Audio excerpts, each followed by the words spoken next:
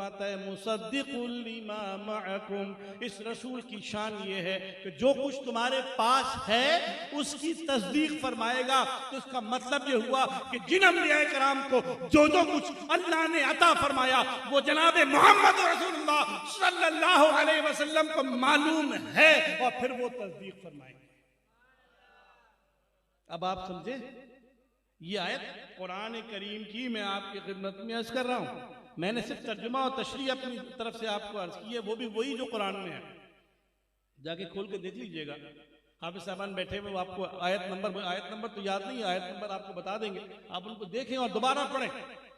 अब अल्लाह ताला इरशाद फरमाता है मुसद्दिकुल लिमा मअकुम, ए गुरोह अंबिया जब ये तशरीफ लाएंगे तुम सबको जो कुछ दिया गया जो तुम्हारे पास है उसकी तस्दीक फरमाएंगे। इसका मतलब ये है कि हुजूर उन सबसे ज्यादा जानने वाले होंगे।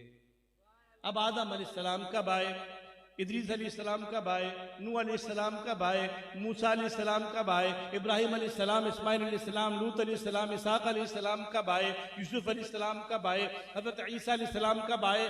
अब सवाल ये वो किस जमाने में आए, क्या क्या उनको दिया गया। अल्लाह फरमाता है मुसद्दिकुल लिमा मअकुम, तुम उन सब की तस्दीक फरमाओगे। मेरे महबूब आपको अंबिया कराम को जो दिया गया है उसकी तस्दीक फरमाएंगे। तो तस्दीक तो वही करता जिसे पता होता है। इस तराजुर में कुरान की आयत को देखेंगे तो अपने नबी के शान को देखिए। सारे अंबिया हमारे हैं, आदम अलैहिस्सलाम भी याद रखिएगा, ये जहन में मत रखिए कि मैं अक्सर एक जुमला मैंने देखा, आपने भी सुना होगा, हमारा अल्लाह एक है, हमारा नबी एक है। अल्लाह के बंदो सारे नबी हमारे हैं, जो सिर्फ एक नबी को मानेगा वो फारिग है। कुरान क्या फरमाता है, ला नुफर्रिकु बैना अहदिम मिनहुम, ईमान लाने में हम किसी नबी में फर्क नहीं करते। कोई ये कहे कि मैं आदम अलैहिस्सलाम को तो मानता हूं, मैं सारे अंबिया को मानता हूं मगर ईसा अलैहिस्सलाम को नहीं मानूंगा, मुसलमान नहीं है। कोई अगर ये कहे कि मैं सबको तो मानता हूं, मूसा अलैहिस्सलाम को नहीं मानूंगा, नहीं, कोई ईमान वाला नहीं है। ला नुफर्रिकु बैना अहदिम मिनहुम, ईमान लाने में किसी नबी में कोई फर्क नहीं है। ये भी नहीं हो सकता कि मैं हुजूर पर तो 100% ईमान रखता हूं और मूसा अलैहिस्सलाम पर 50%, ईसा अलैहिस्सलाम पर 75%, नहीं जनाब, 100% पूरा ईमान लाना, एक रत्ती भर फर्क नहीं है। अलबत्ता साहिब शरीयत, शरीयत मुस्तफ़ा सल्लल्लाहु अलैहि वसल्लम के हामिल हजरत मोहम्मद अरबी सल्लल्लाहु अलैहि वसल्लम खातिमुन नबिय्यीन है, उनकी इत्तिबा और इताअत हम पर लाज़िम। एहतराम और ताज़ीम सबका है, वैसी बराबर है। हर नबी का जिक्र, हर नबी की तारीफ और तौसीफ, ताज़ीम और तकरीम में जरा सी अगर किसी ने की तो आपने ईमान की खैर मनाए, वो मुसलमान है ही नहीं। लेकिन इत्तिबा और इताअत का चूंकि हुक्म खातिमुन नबिय्यीन सल्लल्लाहु अलैहि वसल्लम का हमें दिया गया, वातिउल्लाह वातिउर रसूल व उलिल अम्रि मिनकुम, कि अल्लाह की इताअत करो और रसूलुल्लाह की इताअत करो, और तुम में साहिबान अम्र है उनकी इताअत करो। तो जनाब मोहम्मद अरबी सल्लल्लाहु अलैहि वसल्लम, अब अल्लाह तबारक व तआला आपके बारे में फरमा रहा है मुसद्दिकुल लिमा मअकुम, जो कुछ तुम्हारे पास है उन सब की तस्दीक फरमाएगा। अब ये तो हुजूर फरमाएंगे, तुम क्या करोगे? अंबिया किराम को फरमाया जा रहा, तुम क्या करोगे? लतुमिनुन्न बिही व लतंसुरुन्नह, तो तुम पर लाजिम है कि तुम सब के सब उन पर ईमान लाओगे और उनके मददगार बन जाओगे। मैं कभी कभी सोचता हूं, कुरान ने खुद कहा कि सारे अंबिया आएंगे फिर रसूल आएगा, तो सारे अंबिया के बाद आएगा जब हुजूर तशरीफ लाए तो कौन सा नबी था यहां पर? जब सरकार आए तो रूए जमीन पर कोई नबी मौजूद था? ईसा अलैहिस्सलाम थे, मूसा अलैहिस्सलाम थे, आदम अलैहिस्सलाम थे, कोई भी नहीं था। लेकिन अल्लाह फरमाता है तुम्मा जाअकुम रसूलुम मुसद्दिकुल लिमा मअकुम, फिर आएंगे रसूल मोहतम बिशान, तुम्हारी तस्दीक फरमाएंगे जो तुम्हारे पास है। तो फिर क्या होगा? लतुमिनुन्न बिही, तुम पर लाजिम है कि उन पर ईमान लाओ, व लतंसुरुन्नह, और उनके मददगार बन जाओ। ए अल्लाह, तू खुद ही तो फरमा रहा कि ये सबसे आखिर में आएंगे, जब हम जा चुके होंगे तब आएंगे, हमारी तस्दीक फरमाएंगे। तो ए मेरे परवरदिगार, जब तू ये फरमा रहा है कि जब वो आएंगे तो हमें ईमान लाना होगा, तो हम कैसे ईमान लाएंगे? वो होंगे नहीं, हम तो होंगे ही ना, जब होंगे नहीं ईमान कैसे लाएंगे? तो याद रखो ये इसकी तफसीर बड़ी तवील है, लेकिन मैं कुरान करीम फुरकान हमीद से जो समझ पाया हूं वो ये है कि अगर ये आखिरी नबी तशरीफ लाए तो तुम इनका जमाना पाओ तो तुम पर लाजिम है कि उन पर ईमान लाओ और उनके दीन के मददगार बन जाओ, उनके उम्मती बन जाओ। एक तो मतलब इसका ये है, और दूसरा ये है कि उनके आने का इंतजार मत करो, पहले से ईमान ले आना, पहले से मददगार बन जाना। यहूदियों को बता दो कि नबी आखिरी ज़मां तशरीफ लाने वाले, इसी तौरात में सब लिखा हुआ है। तो मूसा अलैहिस्सलाम पहले से ईमान ले आए, लतुमिनुन्ना बिही, और मददगार ऐसे बन गए कि पहले से बता दिए कि हम उनके मुत्तबे, हम उनके उम्मती हैं। और कुरान ने तो ईसा अलैहिस्सलाम का जिक्र बयान सूरह सफ के अंदर बयान फरमाया, व मुबश्शिरम बिरसूली याती मिन बअद इस्मुहु अहमद, और खुशखबरी देता हुआ एक ऐसे रसूल की जो मेरे बाद आएगा, उसका नाम होगा अहमद। तो गोया कि हजरत ईसा अलैहिस्सलाम ने इसका इंतजार नहीं किया कि हमारे जमाने में सरकार आए, बल्कि हर नबी ने अपने जमाने में ही हुजूर पर ईमान लाकर बता दिया कि हम सरकार पर ईमान लाने वाले हैं। लतुमिनुन्ना बिही व लतंसुरुन्ना, आगे आयत चल रही है, मैं यहीं पर रोकता हूं और थोड़ा सा आपको एक और तरफ भी लेके जाना चाहता हूं। साहिबान वक़ार, कुरान करीम कोई बात बयान फरमाए और वो वक़ू पजीर ना हो, कैसे मुमकिन है? अल्लाह ताला बयान फरमाए, ये तो समझ की बात होती है। आपके इल्म में होगा कि आला हज़रत इमाम रज़ा क़ादरी फ़ाज़िल बरेलवी का के नाम से एक बहुत बड़ा इदारा, इंटरनेशनल इदारा है, इदारे तहक़ीक़ात इमाम मोहम्मद रज़ा, जिसने आला हज़रत के अफ़कार और नज़रियात और आपके तमाम चीज़ों को जो है एक सदियों से, मतलब जो दबे पड़े थे एक सदी से, उनको शाये किया, उनको जो है मुनस्से शहूद पे लेकर आया। अल्हम्दुलिल्लाह मैं इदारा तहक़ीक़ात इमाम रज़ा का जनरल सेक्रेटरी भी हूँ। एक नुक्ता मुझे आज गुफ्तगू हो रही थी तो प्रोफेसर डॉक्टर मजीदुल्लाह क़ादरी साहब से बात हो रही थी, तो एक नुक्ता आपको बताना चाहता हूँ। कभी किसी के जहन में आ जाती है बात है तो वो बताना चाहता हूँ कि हुजूर अकरम अलैहिस्सलाम की एक हदीस है। मुझे सवाल हुआ था कि जब अल्लाह ताला ने वादा लिया तो कौन था वहाँ पर, तो सुन लीजिए। हुजूर फरमाते हैं, अना मिन नूरिल्लाहि व कुल्लुल खलाइक़ मिन नूरी, कि मैं अल्लाह के नूर से हूँ और हर मखलूक मेरे नूर से। अब ये बात समझना मुश्किल हो है कि कैसे है।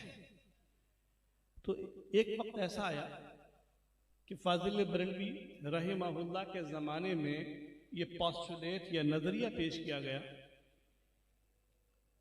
कि एटम मादे का वो आखिरी जर्रा है जिसे मजीद तोड़ा नहीं जा सकता। एटम की तारीफ हमने पढ़ी, आपने पढ़ी, अभी पढ़ रहे होंगे कि एटम मादे का वो आखिरी जर्रा जिसे मजीद तोड़ा नहीं जा सकता। क्या ख्याल आप हज़रात ने पढ़ी है? यही तारीफ है। और आज कोई पढ़ रहा है तो वो बताएगा मुझे भाई ये कोई और है, चेंज हो गई, क्या चेंज हो गई? ये पहला बच्चा है यार, जरा भाई तुझे हाथ मिलाऊं तुझसे यार, ये पढ़ा लिखा बच्चा है माशाल्लाह, ये पहला प्यारा बच्चा मिला जो कह रहा है जनाब हो सकता है।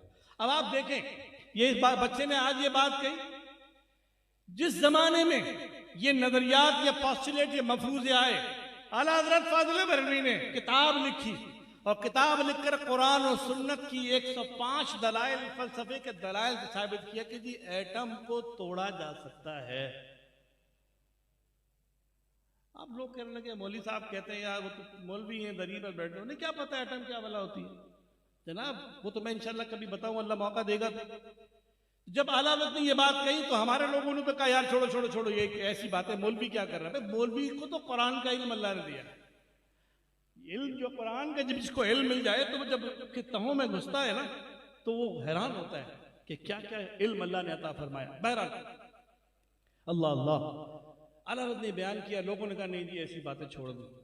अब जिन लोगों ने ये नजरिया दिया कि एटम को तोड़ा नहीं जा सकता, उन लोगों ने खुफिया तरीके से गौर फिक्र शुरू किया कि अगर कुरान के जरिए, हदीस के जरिए एक आलिमी दीन हमारा रद्द कर रहा तो जरा देखें कि तोड़ सकते नहीं तोड़ सकते। खुफिया उन्होंने काम किया और अचानक अक्टूबर 1945 में एक अजीब व गरीब वाक़या हो जाता है कि दो जहाज उड़ते हैं और अमेरिका से परवाज करते हैं, अमेरिका के जहाज उड़ते हैं, परवाज करते हैं और जापान पर जाते हैं, हिरोशिमा और नागासाकी पर बम बरसाते हैं। जनाब यूरेनियम की एटम 235 U-235 ये एटम है यूरेनियम का, उसको तोड़ा जाता है। जिनका नजरिया था कि एटम नहीं तोड़ सकते, उन्होंने ही आला हज़रत फाजिल बरेलवी के इस पे खुफिया काम करके ज्यादा वक्त नहीं 40 साल लगाए। 1905 में आला हज़रत ने बयान किया कि तोड़ सकते, 1945 में 40 साल में इन्होंने तहकीक की और एटम बम बना के बताया कि एटम को भी तोड़ सकते हैं। और मजे की बात है कि एटम तोड़ दिया और अल्हम्दुलिल्लाह हम भी एटम बम बना चुके हैं। हमने भी एटम को तोड़ा है ना, यूरेनियम का एटम था जो हमने तोड़ा है, यूरेनियम की अफजूदगी हमने कर दी, हमने भी तोड़ा। लेकिन कमाल ये कि हमने तोड़ दिया, लेकिन किताबों में भी पढ़ाया जा रहा है एटम को तोड़ नहीं सकते, तोड़ नहीं सकते, तोड़ नहीं सकते।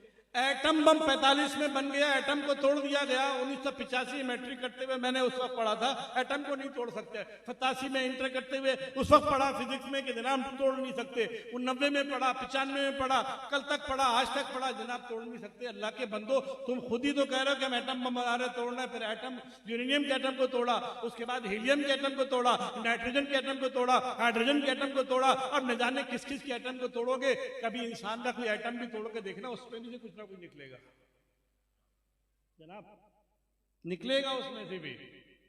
तो एक बात तो बताओ, एटम को तोड़ते हैं तो होता क्या है बच्चे, आप बताओ। एनर्जी, ये हीट कह रहे हैं, heat is the form of light. Heat energy है ना, एनर्जी जनरेट होती है, एनर्जी तवानाई निकलती है। वेरी गुड यार, ये साइंसदान होगा माशाल्लाह, हमारी दुआ है कि बड़ा पाकिस्तान का साइंसदान बने। एनर्जी निकलती है। What energy is? Energy is the form of light. Energy light है, लाइट की एक फॉर्म है।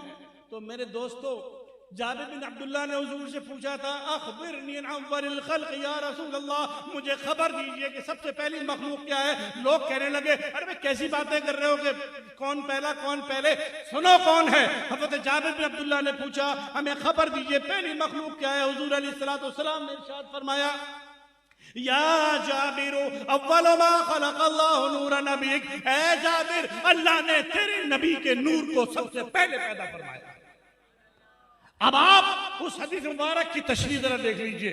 सरकार अलैहिस्सलाम ने फरमाया, मैं अल्लाह के नूर से हूं, अल्लाह के नूर से पैदा हुआ हूं, मखलूक हूं। ये नहीं कहा खालिक खुदा न खासा, मैं अल्लाह के नूर से हूं। व कुल्लुल खलाइक मिन नूरी, और हर मखलूक मेरे नूर से है। मालूम यह हुआ कि मखलूक का जो सबसे छोटा हिस्सा है वो एटम है, और एटम के अंदर नूर छुपा हुआ है। अब तुमने यूरेनियम के एटम को तोड़ा, उसमें से नूर को रबा, बिजली निकली है, एनर्जी निकली है, हीट निकली है। ये बता रही है कि एटम को जब भी तोड़ा जाएगा उससे नूर निकलेगा। अरे तुमने यूरेनियम के एटम को तोड़ा, उसमें से नूर निकला। हाइड्रोजन को तोड़ा, नाइट्रोजन को तोड़ा, हीलियम को तोड़ा। अरे तोड़ते चले जाओ, जब तुम देखोगे जिस चीज को भी तुम तोड़ोगे, जमादात को तोड़ोगे, नबातात को तोड़ोगे, यानी इंसानों को तोड़ोगे, खुदा की कसम उसमें से नूर निकलेगा। तो हुजूर पाक का फरमान सच्चा साबित हो गया कि अल्लाह ने मुझे अपने नूर से पैदा फरमाया और सारी मखलूक को मेरे नूर से पैदा फरमाया है।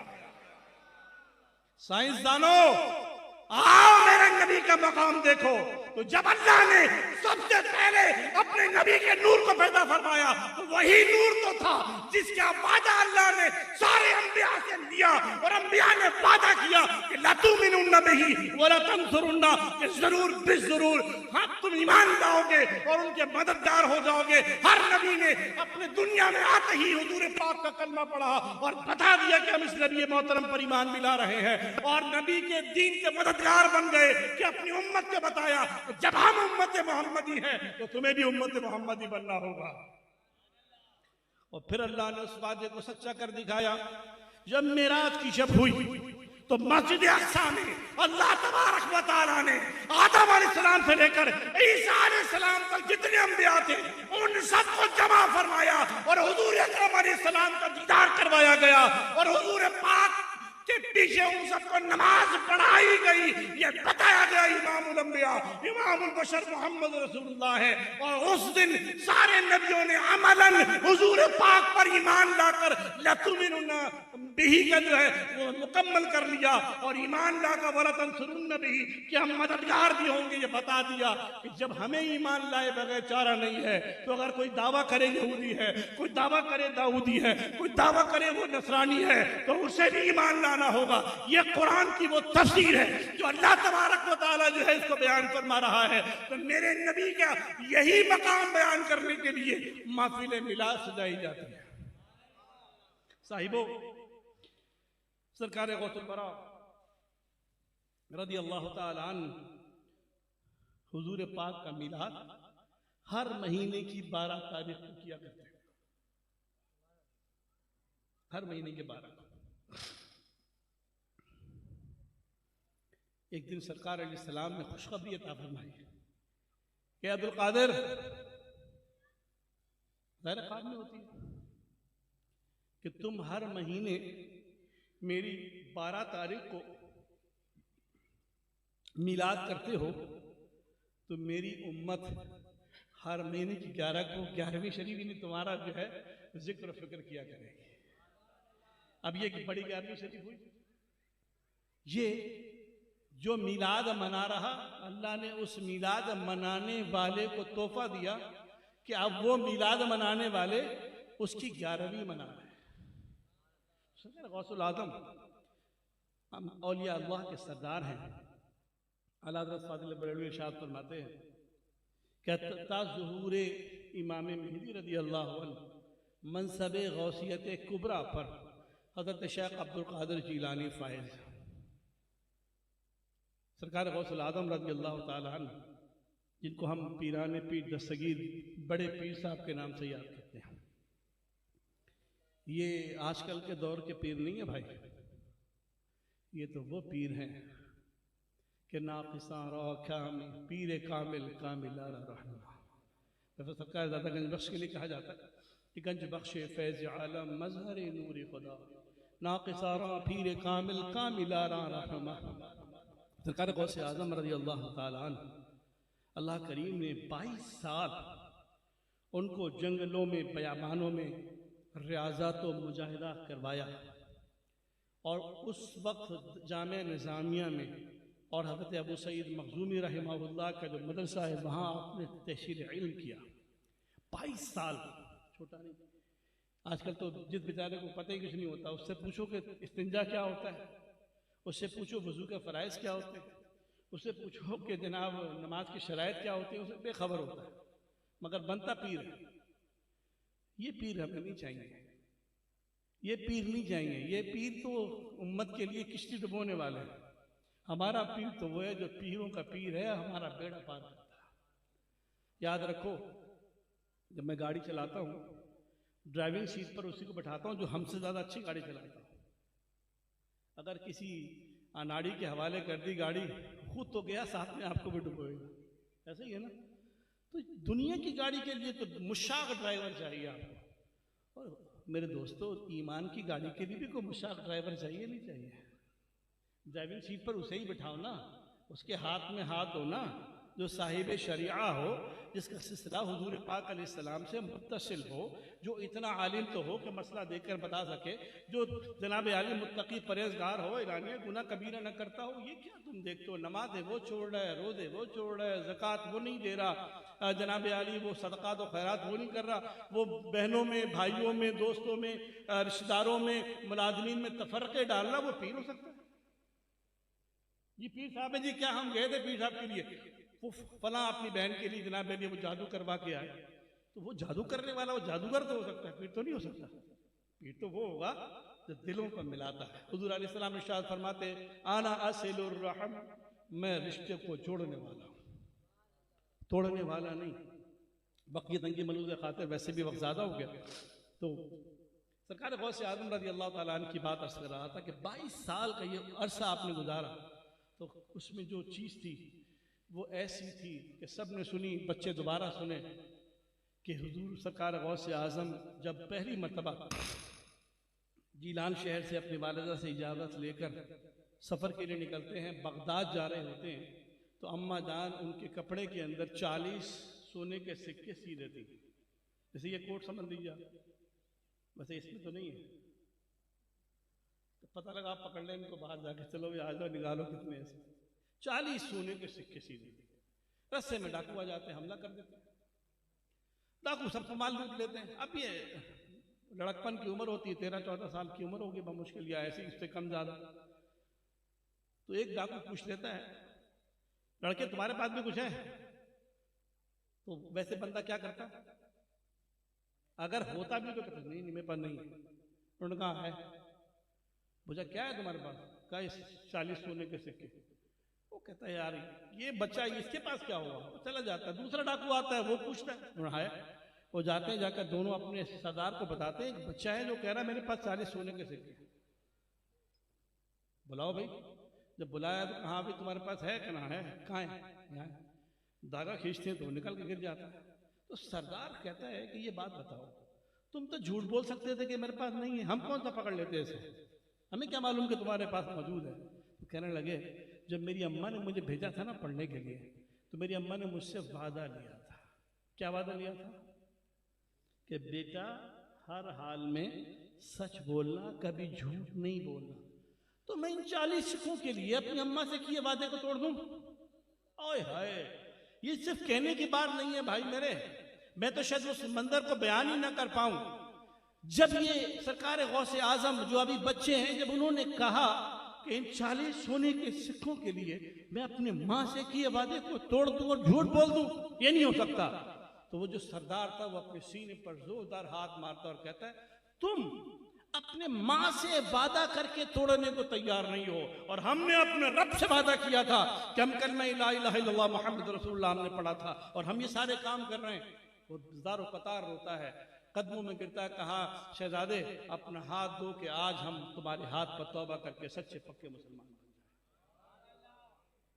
सिंधी में कहते हैं सच तबीठो नच। ये जो सच है ना भाई, ये बहुत बड़ी चीज है। लालच बुरी बला है और सच जो है इंसान को अस्सिद्क़ युंजी, सिद्क़ सच्चाई निजात देती है, वल्किज़्ब युहलिक, और ये जो झूठ है वो हलाक करता है। तो सरकार गौसे आजम ने जब ये सच बोला तो ये माल की, सिक्कों की, सोने की फिक्र नहीं की, माँ से किए वादे को याद रखा। तो जरा दिल पर हाथ रखकर सोचो कि वो डाकू का सरदार कहता है कि हमने तो रब से वादा किया, तो सिर्फ डाकू के सरदार ने वादा किया या हमने भी वादा किया? हमारे माँ बाप ने, बहन भाइयों ने, जो हमारी ख़वातीन है, हमने भी अपने रब से तो वादा किया या नहीं किया? किया है ना। हम क्या करते हैं? रोजे हम छोड़ते हैं, नमाज हम छोड़ते हैं, ज़कात हम छोड़ते हैं, बहाने करते हैं ज़कात देने में, यार ये वो सदक़ात खैरात में, दिलों को हम तोड़ते हैं। सारा दिन हम यही काम कर रहे हैं। तो हमने अपने रब से वादे को तो नहीं निभाया। सरकार गौसे आजम ने सिक्कों की परवाह न की, माल को भले चला जाए अपने माँ से किए वादे को न तोड़ा। तो सरदार कहने लगा ऐ अब्दुल कादिर, कमाल की चीज हो, लाओ तो हम तुम्हारे हाथ पर तौबा करके मुसलमान हो। वो तो पक्का मुसलमान बन गया तौबा करके। जो सरदार के जो डाकू थे कहने लगे यार सरदार तुम भी कमाल हो कि तुम जब डाके डालते थे तो हमारे सरदार थे, अब तुमने तौबा कर ली तो चलो तुम सरदार बन जाओ, तुम्हारे साथ हम भी तौबा कर लेते। सरकार गौसे आजम तो वो हस्ती हैं, कहते हैं ना कि वली वही है जिसको देखकर खुदा की याद आए। सरकार गौसे आजम ने तो खुदा से मिला दिया। तो आज पूरी दुनिया अगर 11वीं शरीफ मना रही है तो भाई इसमें क्या बुराई की क्या बात है? जब हम बुजुर्गों की बातें करेंगे, उनका जिक्र करेंगे तो अल्लाह ताला शौक पैदा करता है, खौफ पैदा करता है। इंसान को शौक और ज़ौक़ की ज़रूरत होती है जिसके ज़रिए वो दीन की तरफ तलब रखता है, इख्तियार भागता है, दीन की लपकता है, साई करता है, कोशिश करता है कि हम वैसे बन जाएं। तो सरकार गौसे आजम ने पहले दिन से ये बताया और बहरहाल उसने सबका माल भी वापस कर दिया और तौबा करके सच्चा पक्का मुसलमान बन गया। अवीज़ान मन, यही सरकार गौसे आजम बगदाद में 22 साल गुजार लेते हैं। 22 साल गुजारते हैं, बहुत बड़े आलिम बन जाते हैं। फरमाते हैं, मैं 2 वाक़े आपकी खिदमत में असर की इजाज़त का तलबगार हूँगा। बयान फरमाते हैं कि जब मैं मुजाहिदी और रियाजत में ऐसा मुनमिक कि मुझे फिक्र खबर ही नहीं होती कि मैं मीलों दूर चला गया। ऐसे ही एक दफ़ा मैं गया तो अचानक आसमान पर मैंने एक बड़ी ज़बरदस्त रोशनी देखी और ऐसी चमक थी, ज़बरदस्त रोशनी थी। उसमें से आवाज़ आती, अब्दुल कादिर मैं तुम्हारा खुदा हूँ, जो तुम पर हराम था वो मैंने हलाल कर दिया तुम्हारे लिए। क्या मतलब है? हराम क्या चीज़ होती है? माँ बाप की नाफरमानी हराम है, माँ बाप की नाफरमानी हराम है, चोरी हराम है, ज़िना हराम है, शराब हराम है ना, सूद खाना हराम है और सारी चीजें। तो वो आवाज आ रही है मैं तुम्हारा रब हूं, जो चीज तुम पे हराम थी वो मैंने हलाल कर दी। सरकार शेख अब्दुल कादिर जिलानी अल्लाह करीम की फजल कमाल से अर्ज करते हैं, इरशाद फरमाते हैं, ओ शैतान लाइन, ये कैसी बात कर रहा है? अरे जो अल्लाह उसके रसूल ने हलाल कर दिया वो हलाल है, जो हराम कर दिया वो हराम है। अरे तो शैतान लाइन है, ये मुमकिन ही नहीं, जो चीज़ हलाल कर दी गई वो हलाल ही रहेगी और जो हराम कर दिया गया वो कभी हलाल नहीं हो सकता। तो जब सरकार पाक अलैहिस्सलाम ने ये बात बयान फरमा दी है तो तू शैतान लाइन के सिवा कुछ नहीं हो सकता। मुझ पर वो चीज़ जो हराम थी हलाल कैसे हो सकती है? ये जब आपने फरमाया तो वो रोशनी तारीकी में तब्दील हो गई और वो अजीब बदबूदार किस्म की रोशनी पैदा हो गई। वो रोशनी नहीं बल्कि तारीकी पैदा हुई और उससे कहा वाकई तूने सही समझा अब्दुल कादिर, तेरे इल्म में तुझको बचाया। तो आप फरमाते हैं मेरे इल्म में नहीं बचाया, अल्लाह के फजल ने बचाया। कहता है मैंने यही तरीका इख्तियार करके जो है 70 औलिया को या कई हजार औलिया को मैं गुमराह कर चुका हूं। तो याद रखो, जिस किसी को ये ख्याल आ जाए मेरा इल्म फारिग हो गया, मैं नहीं चले, मैं नहीं, तो ये सरकार गौस आज़म है जिनको अल्लाह तबारक व तआला ने ये फضल कमाल बख्शा। आप हर हाल में जब आला दर्जे पर जाओ तब सर झुकाओ और जब तैतुसरा की तरफ जाओ, जमीन पे जाओ तब सर झुकाओ, ये बताने के लिए कि अव्वल भी तू है आखिर भी तू है। तुझे मालूम होना चाहिए कि तेरा मनसब व मकाम क्या है। सरकार गौस आज़म अल्लाह करीम ने आपको वो मकाम बख्शा। आखिरी बात, ताकि लोगों को थोड़ी तवज्जो रहे और वो समझें। एक दिन लोगों ने देखा कि शेख अब्दुल कादिर जिलानी गायब हैं, तो तलाश करते करते पहुँचे दरिया दिजला के किनारे पहुँचे तो देखा कि आप दरिया के किनारे मौजूद हैं और पानी में से मछली आकर आपके पाँव को चूम रही है या हाथ को चूम रही है।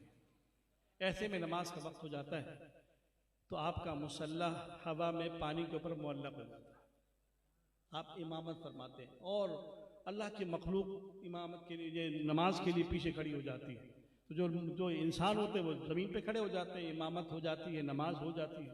सरकार शेख अब्दुल कादिर जिलानी अपने हाथों को बुलंद करते हैं, अल्लाह करीम से गिड़गिड़ाते हैं, दुआ मांगते हैं, अल्लाह जो मेरा मुरीद है, मेरे मुरीदों का मुरीद है, जो मुझसे मुंसलिक है, तो दुनिया से उसको उस वक्त तक न बुलाना जब तक वह तौबा न कर ले। आप देखें नबी अलैहिस्सलाम को देखें, अम्बिया किराम अलैहिस्सलाम को देखें, औलिया अल्लाह को देखें, अपने लिए थोड़ी मांगते हैं, कहेंगे महबूब की उम्मत के लिए। उस वक्त तक उसे मत बुलाना जब तक तौबा न कर ले। दुनिया से तौबा करके जाए तो भला हो ना, कि अत्ताइबु मिनज़्ज़म्बि कमन ला ज़म्ब लहू कमा क़ाल, कि तौबा करने वाला अपने गुनाहों से ऐसा है जैसे अभी उसके ज़िम्मे कोई गुनाह ही नहीं है, जैसे कि आज ही पैदा हुआ। तो आपने जब ये दुआ की, अल्लाह ने वो दुआ कबूल की, गैब से आवाज़ आई कि हमने कबूल कर ली। यही वजह है कि जो कादरी है सिलसिले कादरिया में किस सिलसिले के अंदर बाकायदा मुंसलिक है, तो उम्मीद ये है कि इंशाअल्लाह सरकार गौस आज़म का फैज़ उसको लाजमी मिलेगा और चाहे कैसा भी होगा इंशाअल्लाह वक्त अखीर उसको तौबे की तौफीक ज़रूर मिलेगी। अल्लाह ताला मेरा आपका हम सबका हामी नासिर व आखिर दावाना अनिल हम्द।